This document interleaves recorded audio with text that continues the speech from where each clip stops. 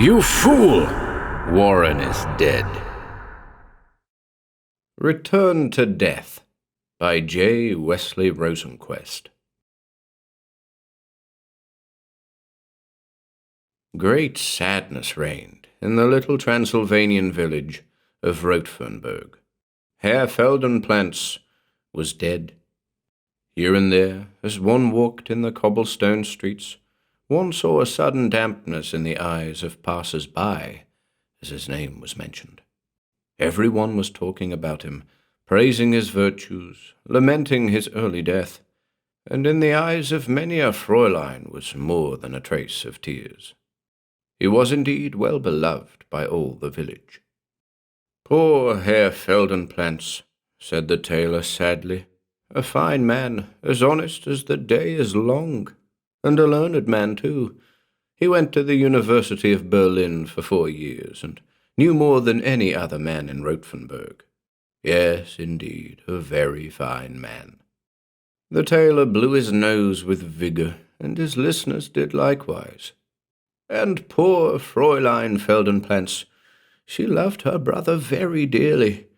She has no one else in the world. What will she do now?" The tailor and his listeners all shook their heads sadly. "Even now she sits beside him.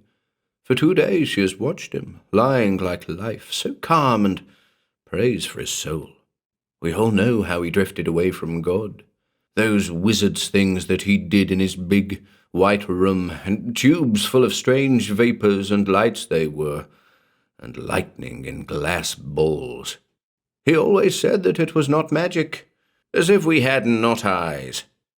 "Yes," said the grocer sadly, but with vigor, "as if we had not eyes." The village priest sat there also, a little outside the group, with sorrow written on his face, and every time one of the townsmen spoke of poor Herr Feldenplantz's obvious traffic with Lucifer, an expression of deep pain passed over his mild and benign countenance.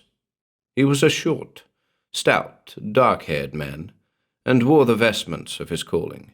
He sat very calm and still. At last he could no longer listen without speaking his mind. "Please, please," he said softly, "say no more of our good friend. He is now, I hope, among the blessed saints, and we must speak only well of the dead.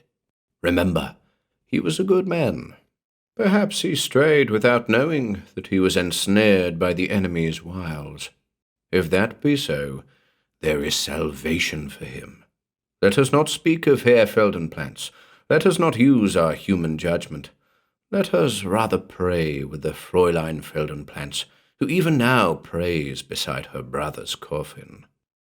So saying, he got up from his chair and motioned to the men gathered there in the tailor's store to follow him.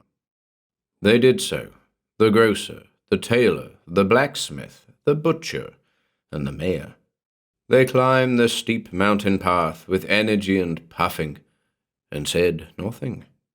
The evening dew lay heavy on the long, wild grass, and from overhead fell cool drops from the leaves of the thick, ancient oaks growing on the mountainside.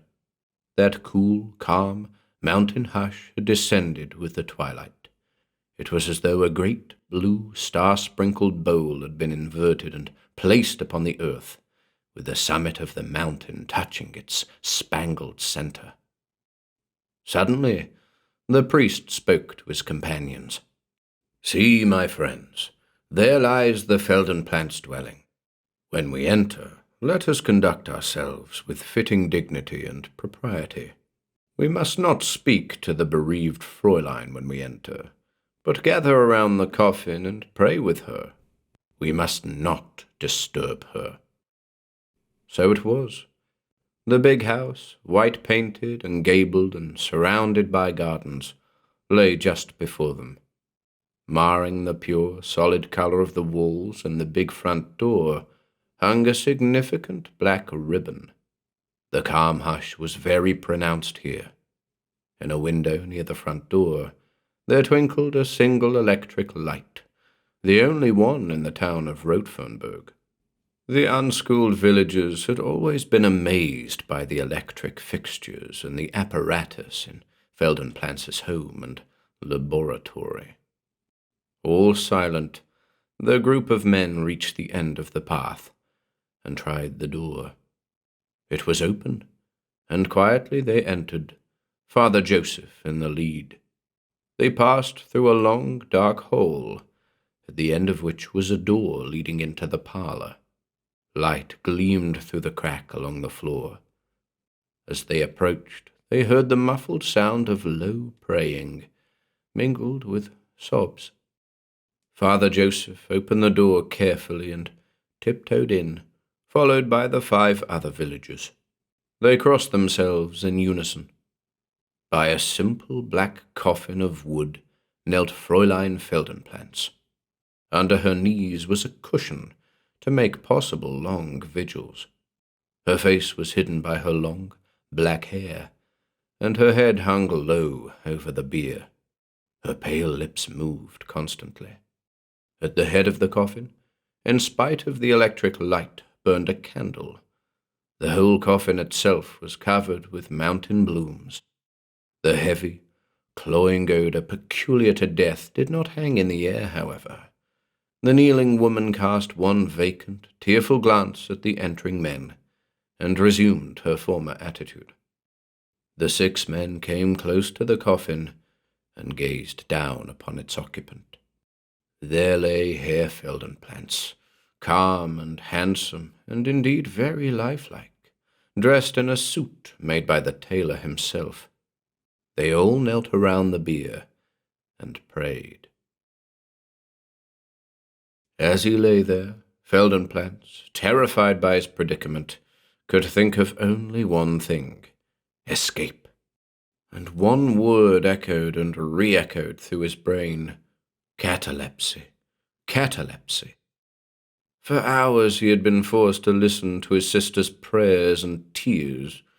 Long hour after hour he heard his death mourned, and was unable to move. He felt his own heartbeat, very slow and very gentle, so that no one would be able to detect it. But it sent the blood through his numbed brain, sustaining consciousness, so that, aware of all that went on, he could know the pangs of mortal fear and the bitter sweet of faint hope. "Help! Help!" he tried to shout, but his mind alone formed the words. His lips defied his will. An educated man, he knew the danger of his state. A chance existed that he might regain control of his limbs before he was buried alive. Consciousness was a good sign, he knew. If now he could force his body to obey his will, the final stage of recovery from this dreadful malady, he would be saved. He would return to the world he loved, to life and living, to his sister, Maria. And then a terrifying thought flashed through his head. He realized that inevitably, if not soon, the air in his coffin would be exhausted. The oxygen of the air was slowly being used up, for although he did not move his chest, did not breathe, the air was entering and leaving his lungs by diffusion. If he could only move, a tap on the side of the box would attract attention and effect his release. Was he doomed to impotence and burial alive? The poor superstitious folk of Rothenburg, including his sister, would probably flee in terror. It would be hopeless, then, even if he did recover the use of his limbs. They would leave him to struggle futilely in his flower-bedecked prison. Oh, why were these people not educated? Why must they confine themselves to a home and a mountainside? Gradually, he fell into a dreamy, reflective state, in which the first sharp agony of terror had dissolved away from sheer exhaustion, and only 2 hopes remained in his mind, like brilliant butterflies that rested for a brief moment on a withered flower. First, he must move, and second, his sister must not be afraid. She must set him free from his narrow prison. And these two hopes, bitter for their improbability and sweet for their possibility, were all for which he existed. To his ears still came the muffled voice of Maria, hoarse and weary from long use. Through his eyelids the vigil light shone. Suddenly he heard the sound of feet in the room where he was lying. He listened carefully. They were men, he calculated, about a half-dozen. Here was new hope. If he moved or made a sound, one of the men might have sense and courage enough to free him. Then his ears caught the sound of voices praying in unison. So now they too were praying for him. Several minutes grew into an hour, and then the voices became still, including his sister's. A pang of apprehension ran through him like a red-hot sword. Were they going to leave him? But no. He heard the sound of scraping chairs and the rustle of clothing. They were sitting down.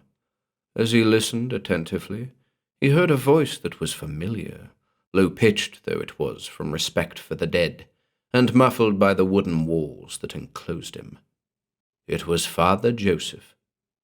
"Please, Fräulein Feldenplantz," he insisted gently. "You must go to bed now. You are very weary, and tomorrow you must rise early for your brother's funeral. Please sleep now."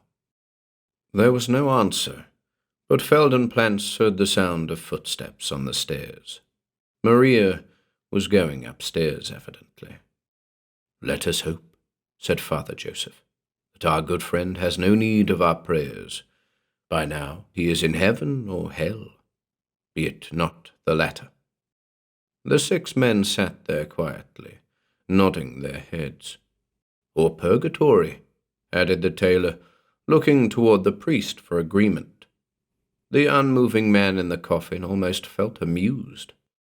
"After the burial, the Fräulein will no doubt destroy the unholy things in her brother's big white room in the cellar," spoke up the blacksmith, who was a big man and who very seldom spoke. "I think," he continued, "that cellars should rightly hold only wines. So they would like to see his laboratory destroyed. And after he was buried, he made a desperate, mighty attempt to move, but could not. Was it imagination, or was the air really growing bad?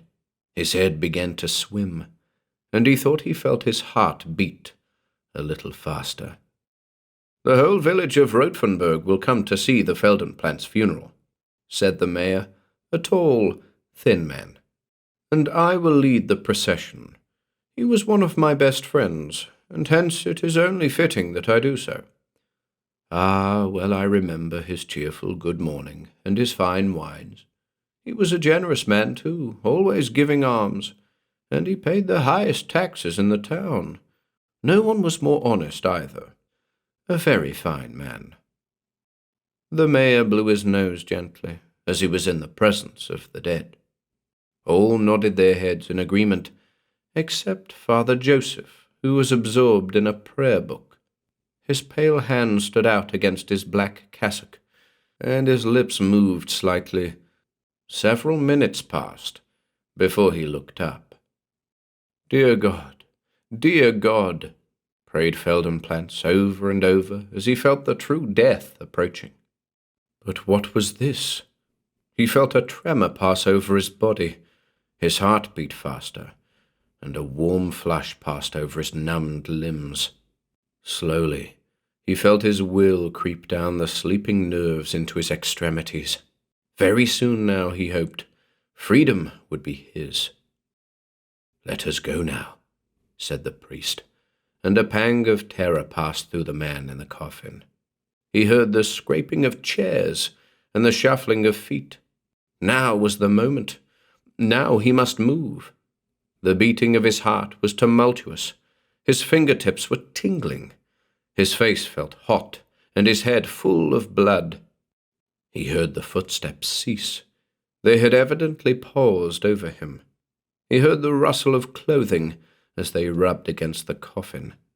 Then the butcher spoke, in a strained tone. "How very lifelike indeed. His face flushes with blood. Feldenplantz made a supreme effort of will. The darkness seemed to shake, and his eyes were open. Above him, he saw 6 faces in a frozen tableau. Father Joseph wore a look of utmost horror and shock. The tailor's face, long and pale and drawn, wore an expression of fear and shocked suspicion. The butcher opened eyes and mouth wide. The grocer crossed himself again and again, his lips moving in frantic prayer. The blacksmith, more afraid of the supernatural than the rest, closed his eyes, gasped, and staggered back. The mayor stared for a moment with bulging eyes, then bawled out a single word. "Vampire!" Then there came the sound of running and shouting, and Feldenplantz saw the faces disappear from above his prostrate form, except that of Father Joseph, who was reading a Latin invocation from his prayer book. The cataleptic victim, now desperate, heard the noise of many feet running toward him, and the faces of the blacksmith and the butcher burst into view above him. There was a sound of fumbling at the side of the coffin, and then the lid was raised.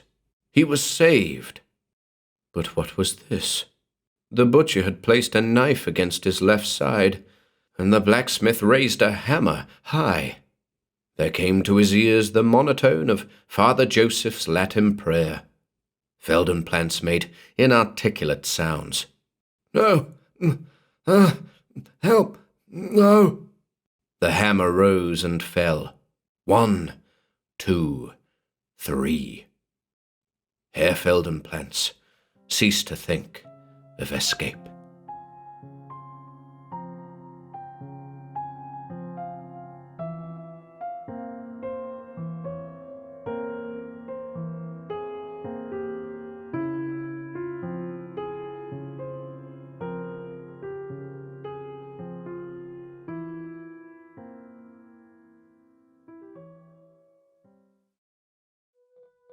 If you enjoyed listening today, be sure to subscribe to the channel by hitting the red subscribe button below. After doing so, click the bell icon next to the subscribe button to receive new content notifications. If you'd like to support our work and receive exclusive perks, consider becoming a channel member by clicking the join button below. To support us in other ways, see the video description for links to our Bandcamp and Patreon pages, and further information relating to our releases on Audible, iTunes, and Spotify. And until next time.